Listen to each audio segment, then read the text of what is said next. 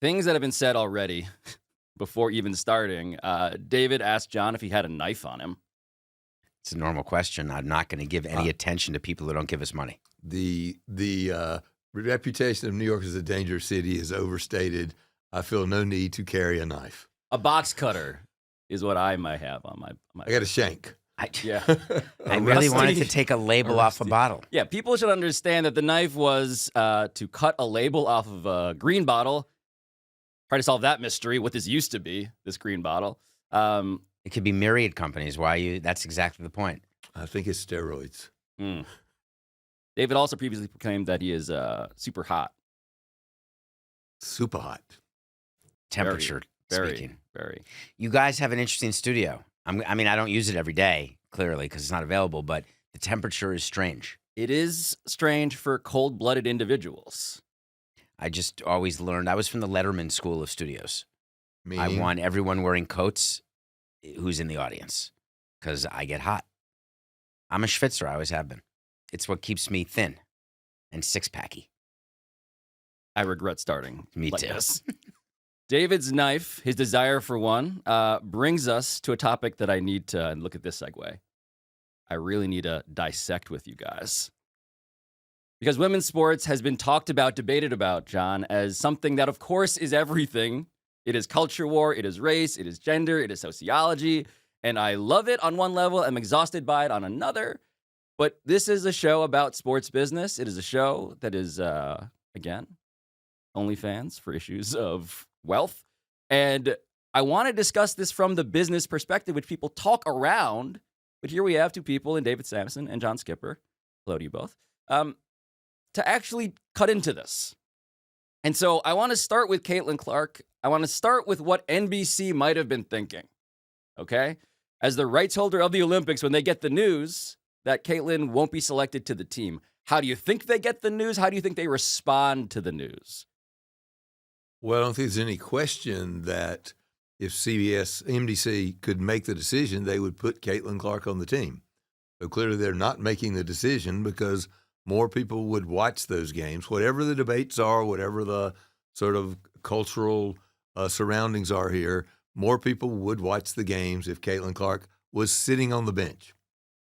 Yeah, I was stunned. I see no reason for the decision. And NBC, here's what I'm thinking. NBC bid for the rights. And when they bid for the rights, Caitlin Clark was not in the picture. And I don't know how good they are in terms of projection, but it's like imagining years in advance. And Coca may know, I don't know the year NBC was granted these rights, but it was not in the last 2 years, is my guess. Caitlin was probably 6 years old. So she was likely not a star. That said, you are trying to maximize your return on investment if you're NBC. And if you are selling the property, if you're the Olympic Committee, you are trying to put yourself in a position to get more money, especially with some people being paid now for the first time in these Paris Olympics. There are performers, athletes being paid, which is the norm, it appears, that we're heading toward. So NBC, I would imagine, was furious. They didn't find out on Twitter. If anyone is smart at the USOC, there's a conversation that's had with your partner, and NBC is the biggest partner, and I still think there's time for it to change. And I do think the decision will change. I think Caitlin will go to Paris, and I think she will suit up. So injuries, of course, are a factor in this. You could have replacements and so forth. Another debate, another wave of this debate. But I want to understand, okay, you're the rights holder of the Olympics. What are your expectations as to any of this backroom cooperation? How reasonable is it, as we talk about sports as both meritocracy and television show, right? How reasonable is it for there to even be a conversation, John, as someone who has held rights before? I don't think it's unreasonable to have a conversation, but I don't think the rights holders expect to get to delineate who's going to play. They certainly don't get to pick which three runners are going to be in the 100-meter race. That's qualifying. This is different. Yeah, this is different in that, but there is a body that selects the women that will go. The broadcasters, I doubt, are consulted or expect to be consulted. However, I would expect this is an exception where it is big enough deal. I would expect that somebody from NBC has suggested that it would be really good for business if she was on the team. By the way, you could make the case that she would be a good addition athletically to the team as well, as she is the best long-range shooter. While you might quarrel with whether she's one of the best 12 players in the league, they do not have a surfeit of long 30 people who can make 27 and 30-foot jump shots on that team. I make a commitment to our audience that I will not give a scouting report of the players on the women's U.S. Olympic team. I think it's amazing that you're adding value during the sporting class of your view of the U.S. Olympic team, that you think that she belongs there for a basketball standpoint. I didn't say she belonged or didn't belong. I literally don't care that you think make that. The case. But who? You? Well, this is at least the pretense, is we are putting together the most powerful, most competitive team we could put together. I'm simply suggesting it's not certain that wouldn't include Caitlin Clark. So this is not just about business. I believe that the decision was made for myriad reasons, not the least of which was her ability to shoot. I think that there's a lot going on inside politically with the WNBA, and people talk about it, and it's manifesting itself through race and through yelling and screaming on shows and podcasts and over the air. But I think at the end of the day, the broadcaster will win this because it's their biggest partner. So you asked, who do you consult?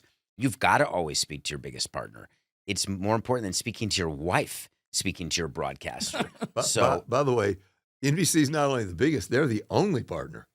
Even more important. Even more important. And even with multiple bidders for Olympics going forward, you cannot turn your back on NBC. They are obviously one of they're in the Power 5 conference, you'd have to say. So I think conversations were had, and it's shocking that the team was named without Caitlin Clark to start with. But when it's remedied, I think it'll be an even bigger story with more interest. So I get the sense, of course, that there are echoes in this story of how we talked about how the college football playoff field was appointed, who was notified, who argued backstage, all of that stuff. With this being about the Olympics, I actually want to specify it to that enterprise because I think there is, to a lot of casual sports fans, there are two thoughts. One is this Olympic enterprise is one of the most pure athletic endeavors when it comes to the global sense of meritocracy. Gold medals. You ask him, what's this about? It's about winning gold medals. And John is already laughing out loud. Why would you suggest it is a pure enterprise? It was a fairly pure enterprise back in the 60s and 70s when it was theoretically amateurs. It's no longer amateurs. I mean, to David's point about this being business, there's a reason the NBA players are playing. It's because we lost one time. That's why they're playing. I think the professional hockey players, when they participate, play. The people in the pool are getting a lot of sponsorship dollars these days. It is not particularly pure anymore. It is and by the way, the Russians can't come and can't play under their flag. I support that. I support that. I said play under their flag. Right. So it's such a joke. I mean, are you saying that is a good punishment? I'm that saying they just have to play like with a different logo? I can understand actually that there is some wisdom in that the global sports community is suggesting that what Russia has done in invading the Ukraine is difficult enough that they cannot bring and fly their flag at the Olympics, but they're choosing not to punish the individual players or participants, let them come, but they can't play under the Russian flag. I think I have that right. I'm not certain. Yeah, I have a major issue with that because there are a lot of conflicts not in Russia and Ukraine where the members are allowed to fly the flag. So either you choose to take a position on everybody or you choose to not take a position. I don't think we were planning on getting into this. I don't think we have time to take a position on every global conflict, David. But the Russian Olympic Committee solution does seem like a useful thing to point to when we point to this whole thing is about politics and marketing and nations expressing something other than a pure meritocracy. And so it sounds like, to be very blunt about it, both of you, as part of the sports business show, see this almost as a non-question.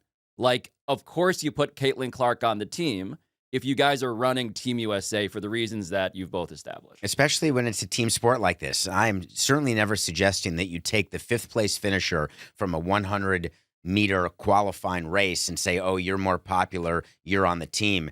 You can't do that with a majority of Olympic sports, but with team sports like this, where it's the USA body choosing the team, you absolutely can fix it. And I think broadcasters are involved in that, as they should be.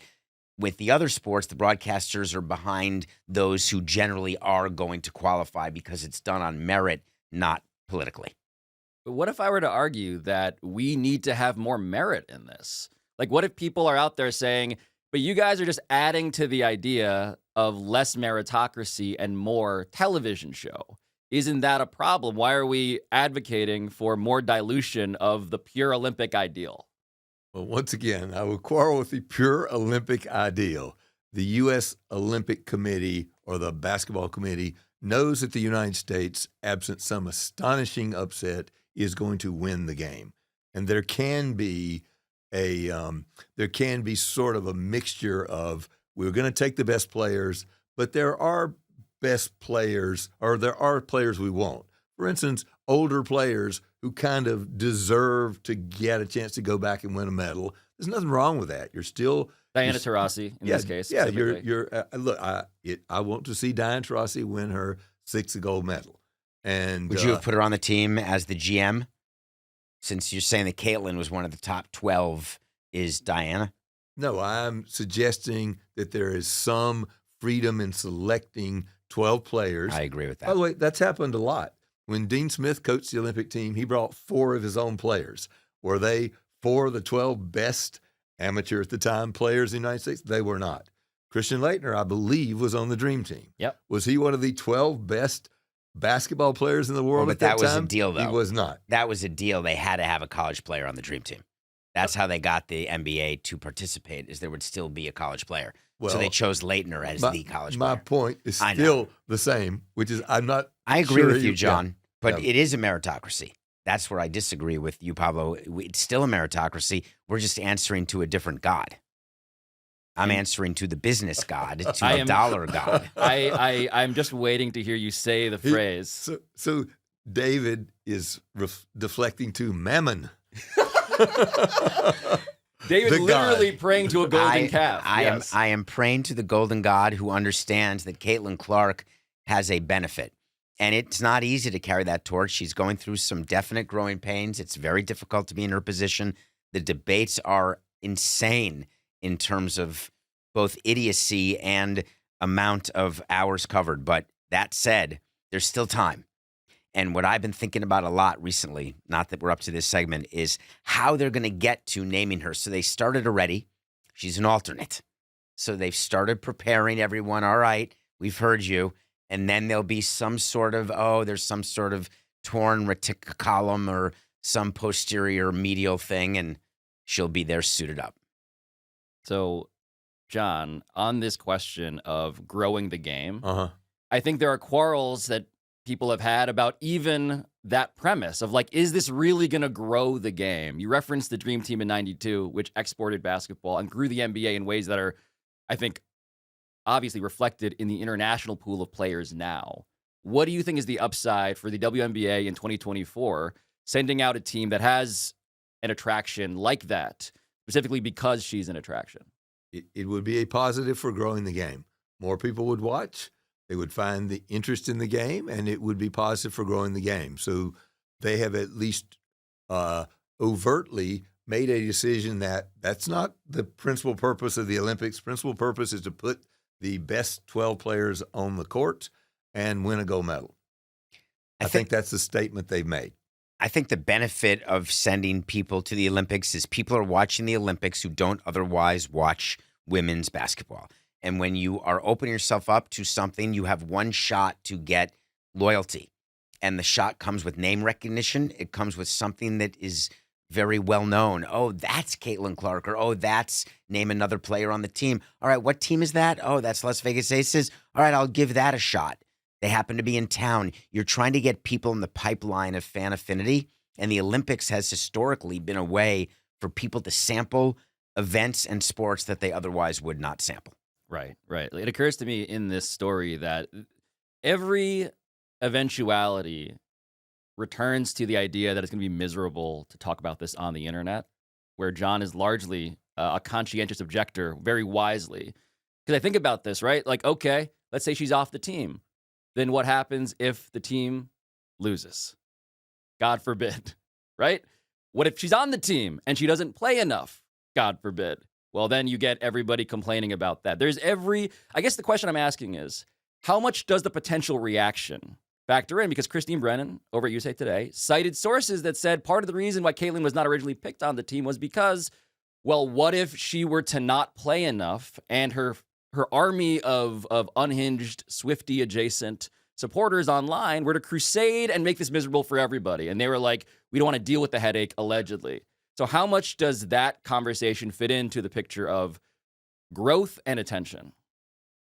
Well, we're sitting here talking about it right now, so it's working, right? Caitlin Clark continues to drive interest in women's basketball and women's sports in general, and we're proof of that. I do believe that when they get to Paris, there will be an athletic meritocracy, and the best players will play the most minutes. And at this point in her career, it's not clear she would be a starter or the first person off the bench. But it wouldn't matter. It wouldn't matter. The attention she'd get in Paris when they landed, when they get to the hotel, the images you have of the dream team. I don't remember the minutes of who played what in 92. I think Larry Bird may not have played for 5 minutes because of a back injury. But I remember everyone waiting for them as they went through the lobby, et cetera. And that's what you'd have with the women's team with Caitlin there. I agree. And I also believe the American team is strong enough that they would win if they put any of 20 or 30 players in the last 2 or 3 slots on the team. They haven't lost. On the other hand, to be fair, it is a recognition of your accomplishment in the sport to be on the Olympic team. I do not want to diminish that. And of course, I want to make clear as the disclaimer, this is the sporting class. We're talking about this from the sports business perspective. Of course, the people who guard these positions like they are the grail they've been chasing for their entire life would feel differently. That's all fair for the players to feel a different way than the people concerned about the business side of it. That's why they're players. And that's why you don't let players in on this, because they don't think about anything other than their that. God, in this case, is the wrong meritocracy. Is a different God. Yes. And I'll leave He's a player hater. Oh, God. No.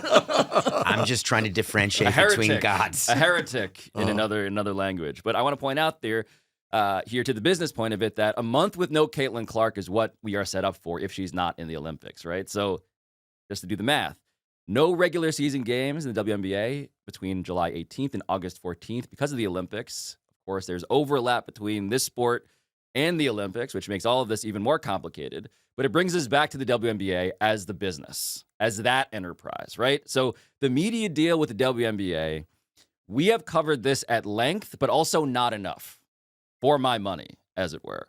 And so how do you explain the WNBA media deal?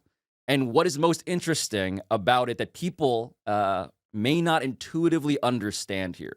Because now the NBA TV deal is about to be announced, and John is pivoting in his chair, moving back and forth, making me wonder what he's thinking about. I think he was wondering whether he understood the question, but I may be wrong. No. I was thrown by Pablo's use of for my money, and I thought, well, is there money involved here? Oh, I thought you were going to say it's my money. Yeah, our money. So the NBA deals will get announced shortly after the end of the finals. Could be pretty soon. And I would assume the WNBA announcements will come somewhat after that. I believe the commissioners of the NBA and the WNBA have both suggested that they're likely to share the same partners that the WNBA may have, as they do now, additional broadcast partners. So we'd expect to hear Amazon, ESPN, and NBC deals for the WNBA, and you might also see ION or CBS or somebody else with an additional WNBA deal. I think the deals will be significantly increased from what they get paid now. I believe now they get paid $60 million a year, 40 from ESPN, 20 from the other 4 partners. I don't know what the mix will be going forward, but I have consistently suggested that these guys that the WNBA is going to get a 300% increase. Why are you shaking your head? David? Because the NBA will choose whatever number it wants for the WNBA. The WNBA does not have the ability to do an independent media deal no matter what John's saying. Oh, I would pay for that on its own. I would assign a number to that because I'm John Skipper and I like women's sports. That's fine. There's no market out there for a triple of their 60 for the WNBA. The NWSL got $60 million a year. I think their rights fees before were less than 20. So that's a market indicator. It's like when you buy a house, right? And they say, well, here's a comparable. Here's a comparable. The NWSL, which is clearly not as valuable as the WNBA, got $60 million a year in the open and free market. But the 40 million number where the WNBA is coming from that you're using as the basis was a pegged number. So let's explain this, right? This is how this is most unintuitive for people. The WNBA has a rights deal that lives inside of the NBA's rights deal. It's not broken out.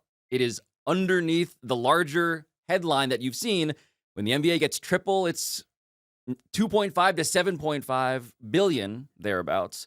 The WNBA is inside of that 7.5. They're inside it currently. So the current deal with the broadcast partners for the WNBA, it was, and you did the deal. And so my thought of how that went is the WNBA was part of the package. You were not able to prevail in getting the NBA rights without taking the WNBA. I was not. I volunteered to take it and was never asked or told I had to take it or had to be included any more than the draft. I mean, we bought the draft. We bought the finals. We bought X percentage of the playoffs. We bought Sunday games. We bought the opportunity to take our media to the Las Vegas, I forget what they're called. Summer League. So we bought a lot of basketball content, and part of that was the WNBA. What was their allocation, John? You're saying that you I don't got know. all this. I didn't allocate for the draft. We paid an amount of money. I didn't say, here's what we're paying for Saturday night games. Here's what we're paying for the finals. We paid X amount of money and got a whole bunch of stuff. Somebody who works for you did. No, you they can did not. say that you did not. They did not. You're assigning no value. If the NBA draft were its own entity and it went out to forbid, you're getting the NBA draft. That's all you're getting. It's way less valuable than as part of a package of all the NBA assets.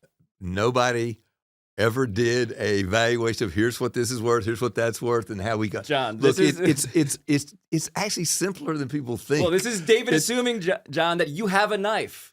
Yeah, you would cut it all up, and David's like, "Of course you would. Of course you would slice everything up." It actually happens that many of the big deals, the number is pretty much established by the league. They say this is what you're going to pay, or pretty close to it. There's not a lot of back and forth. We did not have, oh, we'll pay this, we'll pay that. Oh, I'll pay this if you'll give me these 6 things. It is much more of, here's kind of what we need to get to. There is an expectation. You'll probably agree with me on this, David. The commissioner gives the owners some level of expectation. Here's where I think we'll get. They get there because they have some discussions with us about what will you pay.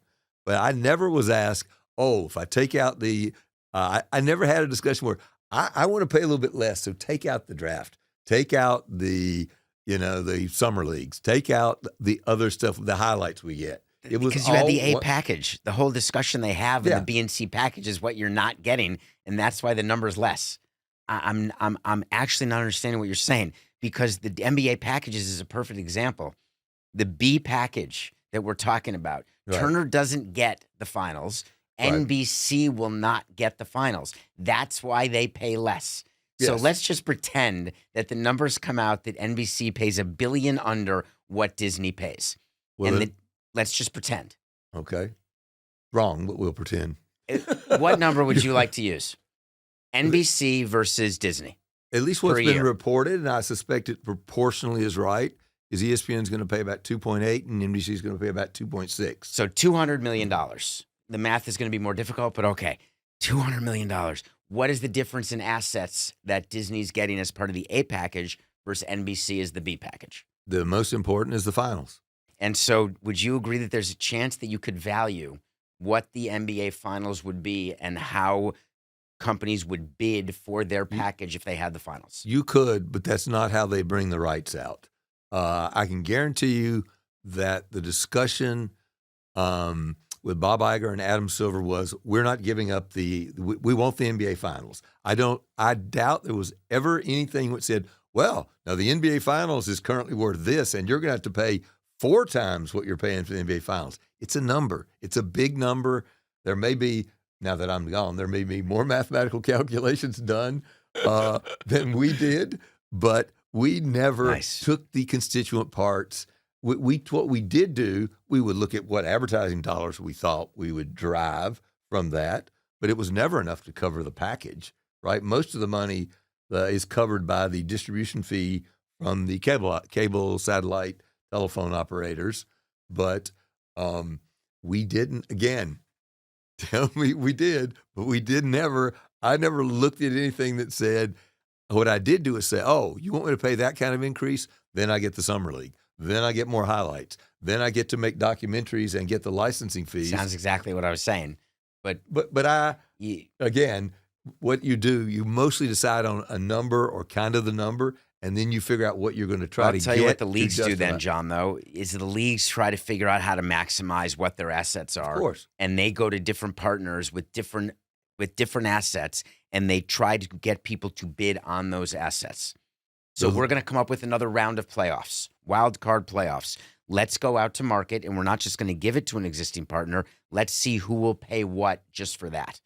And math is done by networks. Yeah, it is, but not much of that happens. The NBA did their in-season tournament. They didn't change what the partners were paying to do that in-season tournament. Now, there have been reports, I do not know if they're true, that they tried to sell that separately. Didn't end up sold separately, and I doubt that there was an auction for who will pay the most money for this package. They probably approached, I don't know, I'm making it up. I don't know this. They probably approached, let's say they approached Apple or Netflix and said, what will you pay for this package? And they would then thought of extracting it from one of the packages. For whatever reason, they didn't, probably because nobody said we'll pay such a big number. They probably believe we can get more money by including it in the A package, the B package. They then did create a C package for Amazon. And again, I suspect Amazon is much more mathematical than I ever was. Do you not think, I can't let this go, I'm sorry, but do you not think that when the leagues go to their partners and the partners say, you know what, we're a little disappointed, we're not getting the sales that we thought, our revenue is being cut because of what's going on in the cable world, we need some more jewel assets. We need something that's a little different than a regular season Sunday game. How do you feel about maybe an in-season tournament where we can have a competition where all of a sudden more eyeballs are going to be on it? And we'd like those extra assets in order to justify what we're currently paying you. I'm sorry, I lost the question. The question is, does that happen? Are there broadcasters who would like more assets to justify what they're paying? Sure. We, for a long time, I lobbied for a second night at the NBA draft. And they finally did it, but nobody ever came to me and said, what, would you pay extra? I mean, it will be included in the new deal, but nobody, there was always a dialogue about how can we make what we're already selling you more valuable. The leagues genuinely want there to be value. But on this, I want to figure out where the WNBA fits into these assets, because we've just described all the things that go into the NBA rights deal, and these are NBA products. You're talking about inventing and dicing up, slicing up.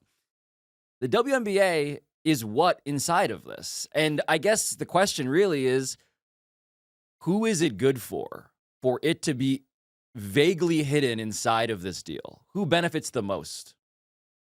Well, if the WNBA was going to get dramatically more money by coming outside of it, they would do so. So the WNBA probably gets some significant benefit from being inside of it, because the NBA can leverage their attractiveness to get money that they can use to grow the WNBA, which is good for the NBA. And in fact, if the WNBA grows, it's good for their broadcasters as well. And if you look at, because I know Mr. Samson is skeptical of they're seeing a 300% increase. Why wouldn't they? Which is growing faster, the NBA or the WNBA? The WNBA. Well, because from a percent standpoint, Yes. when you have a 10, this is my But the favorite trick. We have 2,000 people coming to the game, then 4,000. We have a 100% increase. It's from a lower base. It's not harder to get a higher increase in revenue year over year when your revenue is 180 million instead of 8 billion. So if their revenue goes to 200 million, proportionally for what broadcasters are paying for professional men's and women's basketball, they are actually declining as a percentage of what those broadcasters are paying for. I view it as a blip. The WNBA is a freckle at the moment, and they're trying to make it bigger. And so by allocating a bigger number, which they will, and I assume John knows they're going to allocate a bigger number, like 200 million a year, maybe even more. And by allocate, you mean what? That is that the NBA in the contract with its broadcasters, which will be Disney and NBC and Amazon, there will be provisions in there that will, believe it or not, in the contracts, it will say, here's the amount of money being paid, here's the assets you get. Then there will be a provision that talks about the WNBA and the rights that the broadcasters have and what's being paid as part of the bigger fee in Section 2 Gimel. It will outline, here is what is being paid for WNBA. If you were managing men's and women's professional basketball, what would you allocate? And how would you decide how much to allocate to the WNBA? As much as possible. Yeah. Because I want it's fake it till you make it. I want to prop it up and keep the narrative going.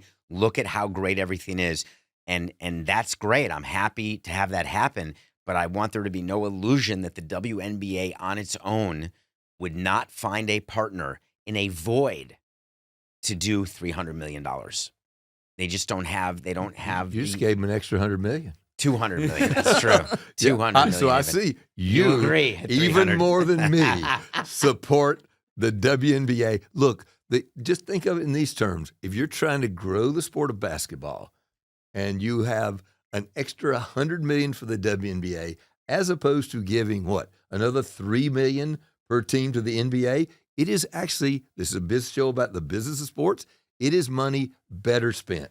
Because giving the NBA teams $3 million more a year will do very little for you to grow the sport of basketball. Given $200 million or $250 million, I'm gonna mark it up. The Yankees would take an extra $3 million, as would the Marlins, to They spend would on take marketing, they to would spend take on an extra. anything. They would take an Utility extra infielder. They would take an extra $40. Yes, we would. And you make fun of but- it like we're in the wrong. Is there a chance that there's any benefit? I read this article recently about some sort of new amazing league that John Skipper's involved in, involving women's 3-on-3. And can you imagine when you're in charge of selling the media rights to that league that you get to say the WNBA is at $300 million a year? We're going to fit just right in under that. Is there any part of that that is in your mind right now? Well, first, it does. And I love you and respect you. No, it does remind me that I have to disclose that I am an Yes, investor in a women's basketball league. We're at the deposition and disclosures phase I of the do show. love No, it's okay. No. I may be fine. No, David is most guilty of trying to do my job. Of course, I wanted to ask about this, but we're here already, so let's do it. So, John, your sense of this marketplace is not an abstract question. It is a practical one because you are how would you describe your involvement with this business and what is this business? I am a modest investor, but not modest for my personal self. I'm an investor in Unrivaled, which is the new women's 3-on-3 league, was announced about 10 days ago. We'll play in January, February, and March in front of the WNBA season. Include 6 teams of 5 players. Those 30 players will be among the 35 or 40 best players. Our intention is the 30 best players in the league, so I do care about meritocracy. Would you not want Caitlin Clark? Of course we would. And Smart. And by the way, she would be very near the top of the list of who you'd want in that league. I want to defend myself slightly by suggesting I have been consistent with both the Walt Disney Company's money, my advocacy in this. So no, it doesn't influence what I think is happening with the NBA. Our feelings are hurt because you didn't invite us to invest side by side. I think the possibility still exists, David. You could come in. We had to read about it side by side by me. It was tweeted. That's how we found out of this amazing thing you're doing. And we should mention it's really an amazing thing to start a league. Not easy to do. And it is one of the things that, first of all, I do believe, I'm supportive, and I wanted to invest in things that reflected my personal interest and values. And I am trying to sell the media rights along with Mr. Levy. And so, yes. When can we expect to see it, if I could ask? Because it's January of 2025. That's very soon. So that's in 6 months. Yes. Well, 7 months, but yes. So that's David Levy, by the way, who was the head, of course, of Turner Sports, who is the man that you co-negotiated with to get the previous NBA rights deal. Caitlin Clark, the aforementioned, would be a top prospect in this 3-on-3 league. As the data point of the WNBA is concerned, her games have been the top 4 largest audiences in the past 22 years.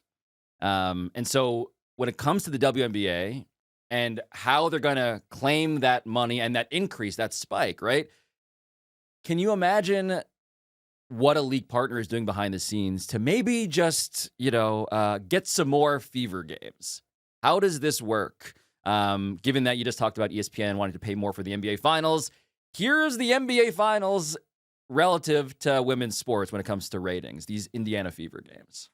You would keep open, I assume, the flexibility, and this would be discussed in league meetings where they have the ability and the right, the broadcast partners, to choose different games. In the NFL, we know it as flexing. You flex away from games if your team stinks, and owners don't like that. They don't want to be flexed out of national games. Players, on the other hand, want to be flexed out of ESPN Sunday night games because they hate them on the baseball side because they want to get out of town and get going. They don't like the Sunday night games. And so when you have a situation, it's one of the rare ones. I haven't really seen it in baseball, maybe with Barry Bonds at most, where there was such a delta between when this person plays and when everyone else plays. And I just had not seen this before.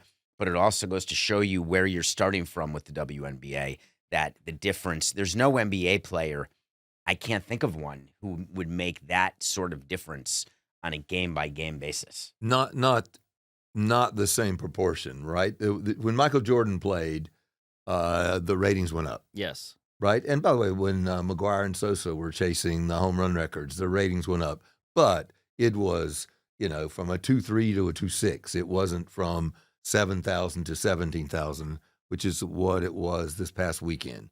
Her game had 17,000 attendees, ticket buyers, and the other league games averaged 7,000.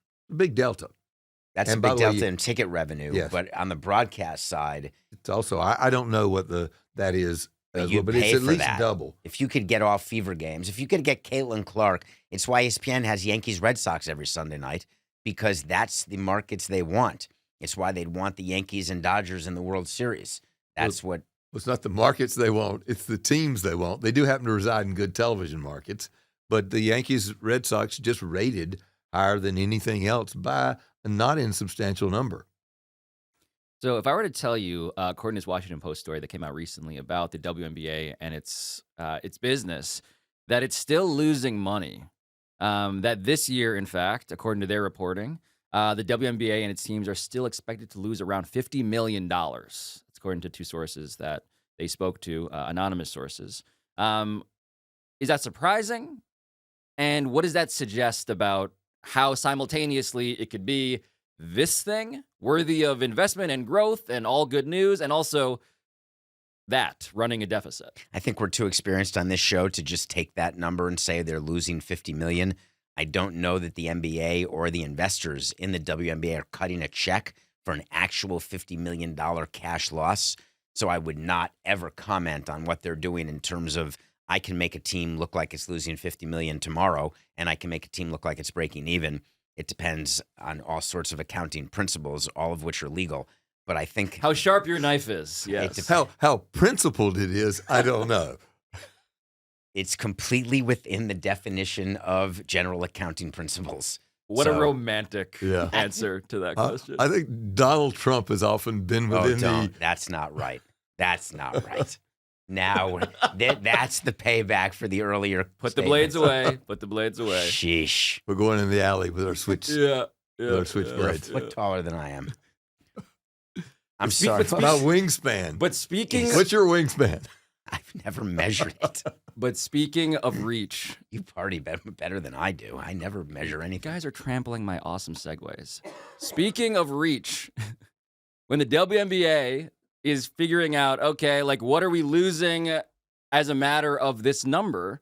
How much of that is real versus also a function of the allocation, which seems to be a thing the NBA itself can simply decide. I don't think they can. There's some parameters in which they can make a decision. Ultimately, they have to be accountable to the owners. I mean, they can't pick a number out of the air without some level of justification. It is why I was suggesting it's an easy thing to justify right now.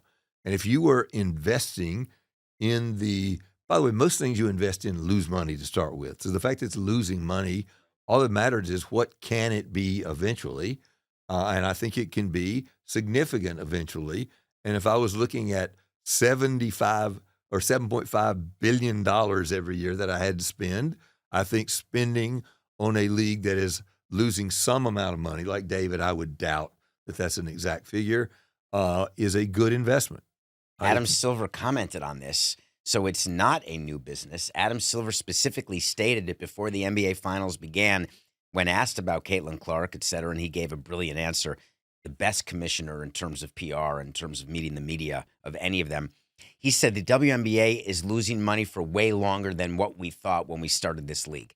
It's not a new league. He said they've been losing money since it started. I think he said 92. It's 20. This is either the 27th or 28th So year. there's no way You're that right. you start a business projecting that you're going to lose for 28 years and have it survive. It has been buttressed by the NBA, and it does come up in owners' meetings where they do allocate money to continue this quote-unquote marketing investment of growing women's basketball. Yep. 96 was So 28 years. the first year. Yeah. Excuse me. Sorry, April 24th, 1996. It was founded the first season, 97, to get all of the math completely accurate. It's been losing money for a very long time, and Adam Silver acknowledged that. And I would assume they would like the WNBA to be better on its own, but I think they realize now that it's not going to be. And so it is just a cost of doing business. So the next question then is, okay, outside of the TV rights deal, which are complicated for the reasons that we have already laid out, in which they're never going to get credit or blame fully because they're hiding inside of the larger deal, this umbrella. How do you immediately make the math better? And how does expansion figure into this question for the WNBA, which is talking now about adding 2 more teams by, a couple years from now?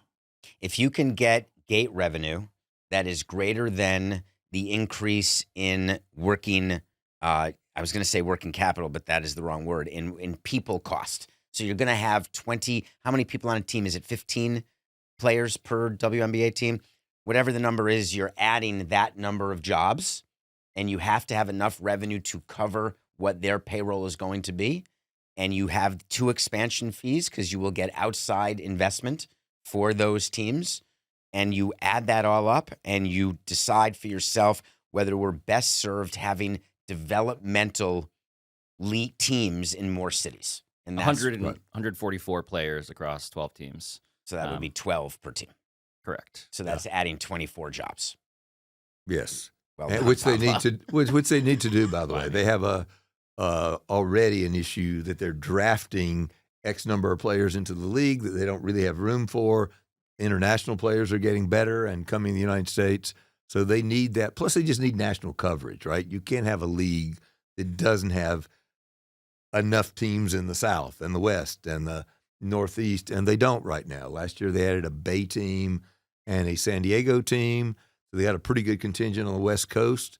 And it's my home state, so I'm completely respectful. But they got a team in North Carolina. It doesn't really help them with big markets, right? They need a team, and they needed more teams in Florida. They need teams. They had one. I think it went under. And I think in order to have a league, you need to have, let's say, 25 to 30 teams. And the NBA, with its business plan, I would imagine, if they want it to have it ever stand on its own 2 feet, you have to build it to a critical mass of teams in that range, because then you can start talking about broadcast deals that really do impact. Yeah, and you can have regional rivalries. I mean, part of the problem with 12 teams scattered across the country You've got a natural rivalry in Seattle and Portland, but you need a natural rivalry in Dallas and Houston or San Antonio. And they'll get to that, and they'll get to, I would assume they'll add teams every year for the next 10 years. They've announced a partner of the Golden State franchise coming next year. Year after that, a Portland team is reopening. They used to have a Portland team. Used to have the Miami Soul.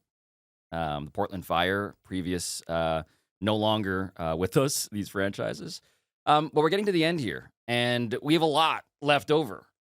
And so we have on the table still what happens to TNT right now, what happens with NBC right now. Pablo, can we talk about TNT for a second and talk about Charles Barkley and what he's been doing? Please. I can't stop thinking about the way he's selling David Zaslav, walking around to every single network and talking about him on his own network, no less. The amount of power that Barkley has to have. I imagine John watching this, seething with smoke coming out of your ears. If he worked for a network I was in charge of, I would be very discomfited by his going around and telling me how to do my job. So I suspect he's not making the David Zaslav summer barbecue. It's incredible. I haven't really heard a broadcaster do it the way Barkley's doing it. He's got another year and he knows he can't get fired, and he knows Turner's not getting the deal, and he knows he's a free agent, but he's going scorched earth, and he needs a better agent. Because what's interesting to me is... You think Barkley needs a better agent? I do, because I believe that he doesn't realize there's only a certain number of bidders, and someone who's going to sign Barkley is going to say, he just did it to David, he's going to do it to me next. Man, I don't think so. Anybody who can get Barkley is going to take Barkley. They're going to, but you don't think... They would let Charles Barkley poop on the hood of their car. And they would be happy about it to get him. I've not had that pleasure yet as a broadcast executive. What is Now Barkley probably is the most valuable pundit that there is. There's a couple of people close, but if you were starting from scratch, you would hire Charles Barkley. He went on ESPN. He was on the Stanley Cup. Nothing like going on your competitor. I couldn't even believe it. Oh, yeah, he went on ESPN to complain about Turner. This is a real company. He doesn't work for TNT. He works for Warner Brothers Discovery. I love Charles. He also threatened to go to the Live Tour at one point, right? Like, that was a story, too. What he does negotiating in public, look, I guess what we're saying is that Turner acquiring the rights to the French Open from NBC, not really doing a lot for Charles Barkley. He doesn't seem to care. Warner Brothers is doing what we said they would do, which John reluctantly now may be seeing. The strategy for them, they were going to lose the NBA because they didn't want to overpay, but they're trying to justify their sports tier, and so they're picking up these other sports. They did the ESPN. They bought the 2 CFP games from ESPN. They just got the French Open on a 10-year deal, and so they're building some critical mass. They are. I disagree slightly on the French Open. I actually believe that when Louis Silberwasser says that deal was in play and had very little to do with the NBA, I believe it, because those deals don't get done. The negotiating window Turner had just passed, 60 days ago at most? And these negotiations have been going on longer. And they have another year, which you just pointed out, which people forget. So the distribution fees can't go down for a year. I do think they'll execute that strategy, David. I'm not disagreeing with that. I'm just suggesting they have credibility with me when they say we were negotiating for the French Open anyway. We have like 1 minute left. John, I believe it's an anniversary you wanted to celebrate today. An anniversary? I thought it was the 75th anniversary of something very special to you. Okay, that's a segue that segued over my head. I'm Caitlin Clark today, just throwing passes that people are not converting, but proceed. I just felt that as we talk about what might be on my mind at the very end of this, see that Paramount has filed some compensation details for its new co-chief executives, and they're participants in something called the Paramount Global Executive Change in Control Severance Protection Plan. It's a great plan. It is the 75th anniversary of the publication of George Orwell's 1984, and this is definitely some crazy-ass Orwellian double-speak bullshit. that you would have loved to have when you were at I would not have Disney. loved to have. I've never wanted to get paid a whole bunch of money for doing nothing. And that's what they're going to get paid a whole bunch of money for, is doing nothing except having the power to create a golden parachute for themselves. It's abominable, and it's what's wrong with American business. He can have the last word. David Samson. Let's just listen to that again. The paramount global executive change in control severance protection plan. That is what the country needs right now. And a partridge in a pear tree. David Samson, Thank John you. Skipper. Thank you, and thank you to your respective gods as well.